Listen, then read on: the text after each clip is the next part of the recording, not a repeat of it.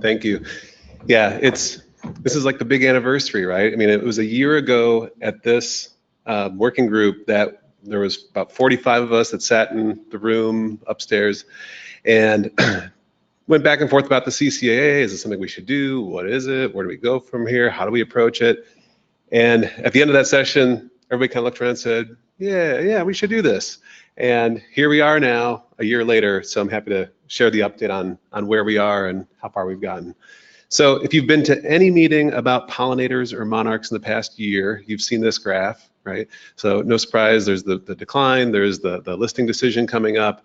That's been the big driver for why we're doing this. As I think about this group though, the working group, it gets a little bit bigger and a little bit of inspiration, right? Some people go to the ocean, some people go to the mountaintop.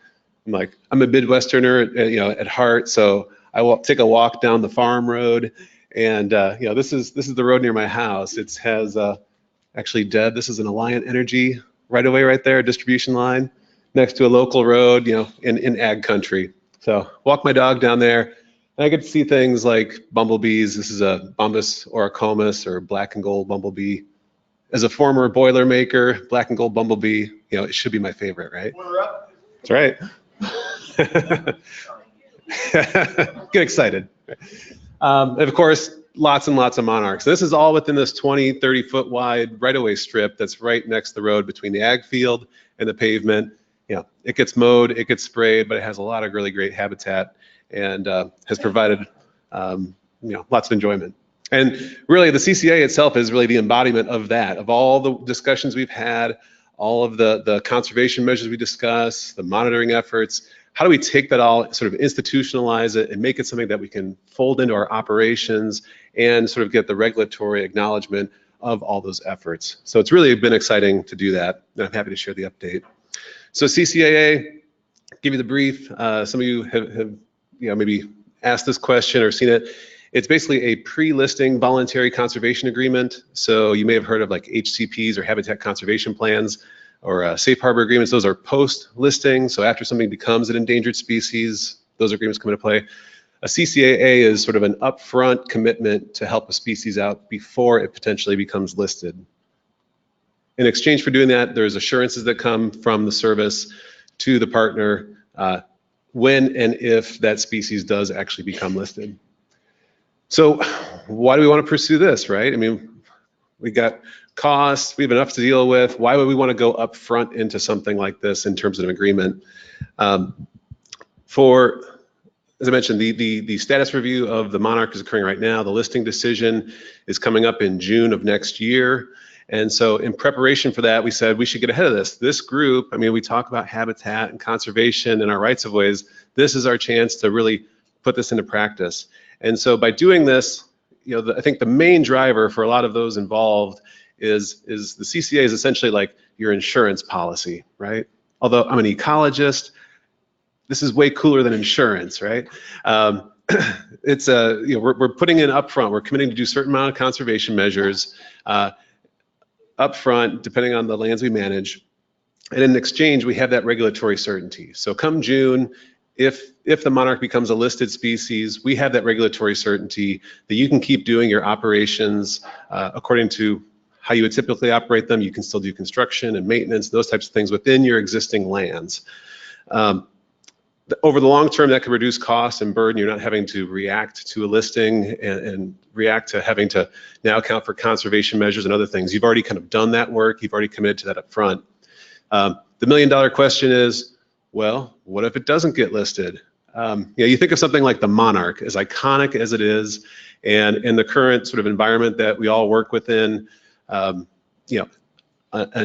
decision to not list the species could be pretty contentious, we all feel.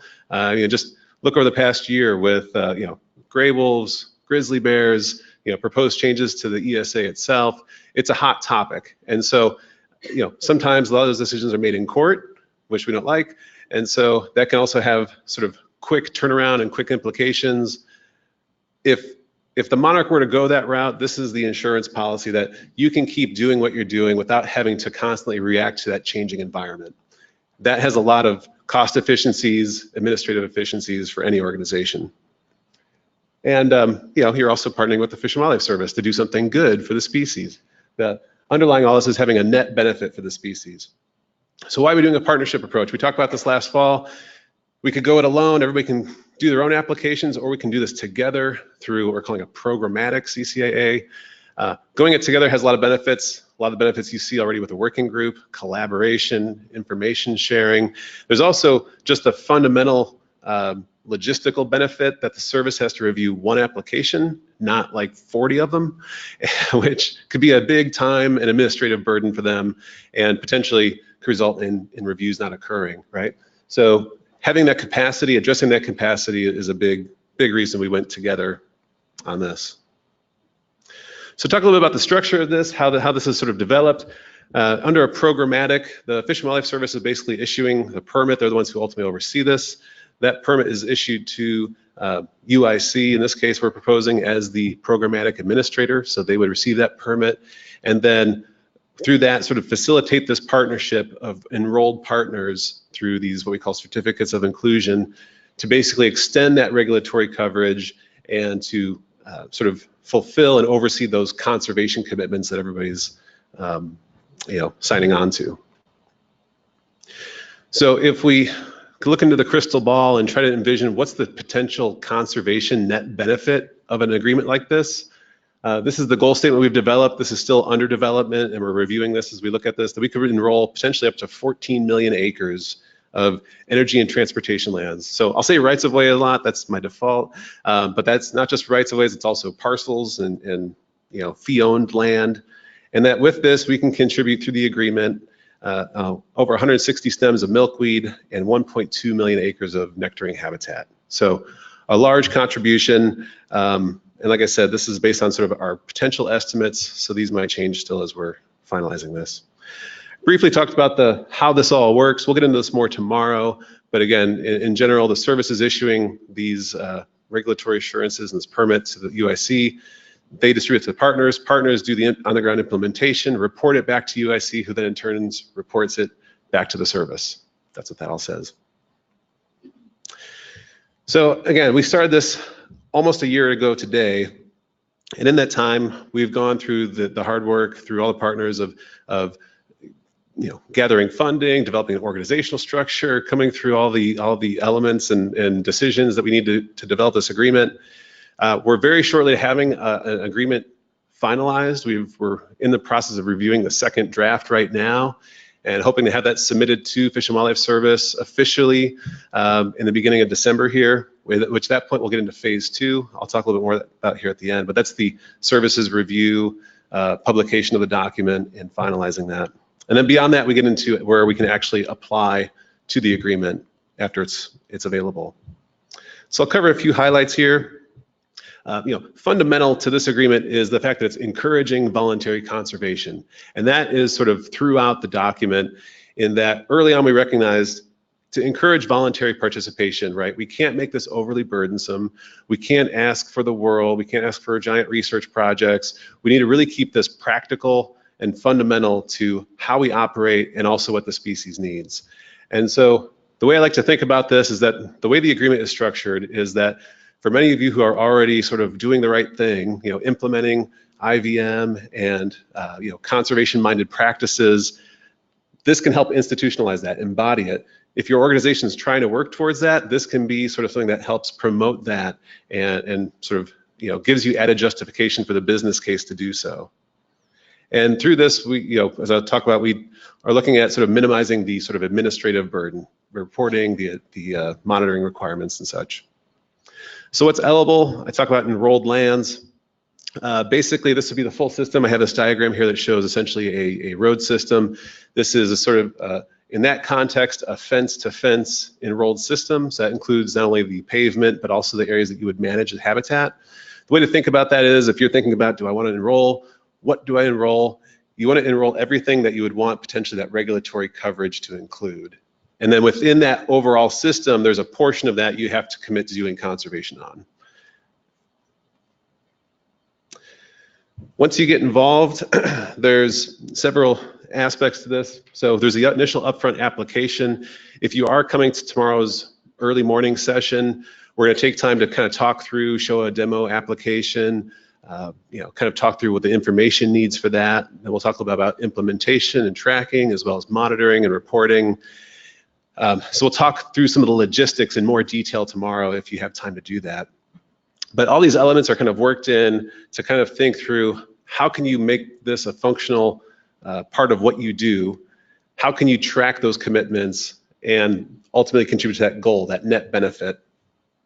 And then as we look at this agreement, knowing that this is something that potentially lasts years and years into the future, how do we adapt this over time? How do we consider issues that might come up that we might need to address? And so we've worked in adaptive management into this, in the sense that we've identified potential issues that might come up, triggers for considering those decisions, and then what's our response to that.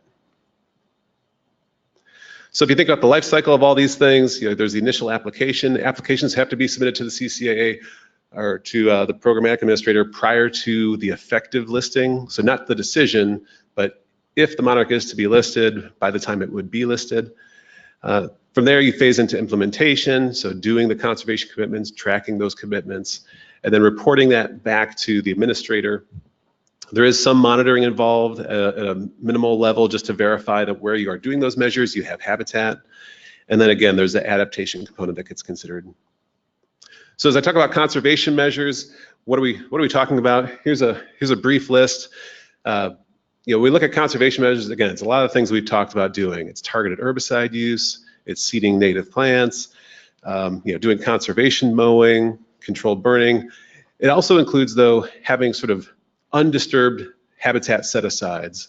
So again, this is recognizing the fact that rights-of-ways and these lands already have a habitat contribution if we're doing that sort of intentionally, right? There's habitat out there that has flowers on it, and as long as we're not disturbing it when it's being used, then that's an added contribution that you can sort of get credit for. With any of these conservation measures, the applicants are required to select those that address the key threats within their control. So the main key threats for rights-of-ways identified by the status assessment include habitat loss, just generally, mowing, degradation or loss of habitat through mowing, and the same for herbicide use. And so selecting conservation measures that address those on your system is what's required to be involved in the agreement. So what do you get for all this? Great stuff. You get the assurances from Fish and Wildlife Service, and Laurel, you might touch on this a little bit as well, but essentially, if and when the species becomes listed, you have the assurance that you're not going to have additional restrictions or regulatory requirements put upon you. And so therefore, you're sort of committing upfront to do certain things, and the service recognizes the fact that you are doing those upfront commitments. Therefore, they're not going to essentially penalize you for the fact that the species is now listed. So you have that assurance that you get to continue on operating as you were. So let's talk about what's covered. What do you get these assurances for? We have in the agreement what we call covered activities. And so here's a brief list, but essentially this agreement is focused around covering the ongoing management, maintenance, and upgrades of all the systems that you all manage, right? So it could be everything from vegetation management for conventional purposes. It could be replacement of infrastructure, road surfaces, pipelines, transmission lines within existing rights-of-ways.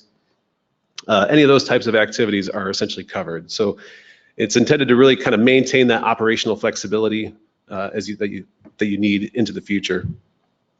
So that's what's included. What's excluded is things that are outside of your enrolled lands. So again, think about that as you're thinking about the CCAA and how you might want to approach that. If you say, well, I'm going to do a subset of my system, but not the others, you only have regulatory assurances on the portion of your system that you have enrolled. So if you exclude a portion, then you don't have those assurances in those areas. So it encourages you to be a little bit more encompassing than not. Construction projects that are on new lands or newly acquired areas are excluded from this. So if you're building a new highway sort of outside your existing system, or if you're building a new pipeline route where you're acquiring those easements, that could be enrolled after the fact. So after construction is completed, after that right-of-way is established, the CCAA can be modified to include those at that later date. But that initial upfront has so much regulatory consideration that it's really hard to fit that into the agreement. And then last are any activities that would pose potential impacts to federal listed species. So if there's potential that you could harm or take another species, if you haven't done consultation on that, those are excluded from the agreement as well. All right, so where are we going from here? I mentioned, again, looking back, we've covered a lot of ground since October of last year to here. We've developed this partnership. We have an agreement in place that we're ready to submit.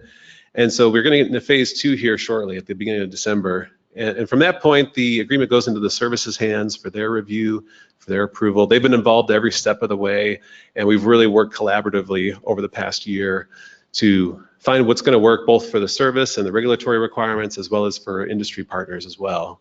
It's been really, really great, really, really encouraging. And I think that collaboration is going to help us as we get into this next phase where it has to go through final review, publication in the Federal Register, available for public comment, and ultimately approval, hopefully, and available for use. So if you want to learn more, like I mentioned, tomorrow morning we'll have a session open to everybody to learn more about it, to learn more about the details. The latter half of the morning is set aside for the advisory team, so the partners who've been involved in development of the agreement to kind of work through some upcoming needs and concerns. We also have a webinar we gave online about a month ago. So that's on the new website that Iris mentioned, so you can check that out. That's about 45 minutes. So a lot more in-depth detail there. And then if you have questions, you can talk to me, talk to Iris, talk to Laurel. And if you're already interested, if you want to get involved, we're still looking for people to help contribute time, funding to the development, and continue to work through the working group as we go forward. And so last, advisory team members, there's quite a few here. Can you raise your hand? Everybody? Great. I mean, this is the group that has dedicated funding, has dedicated their time, their energy to developing this. It really couldn't be done with all of your input.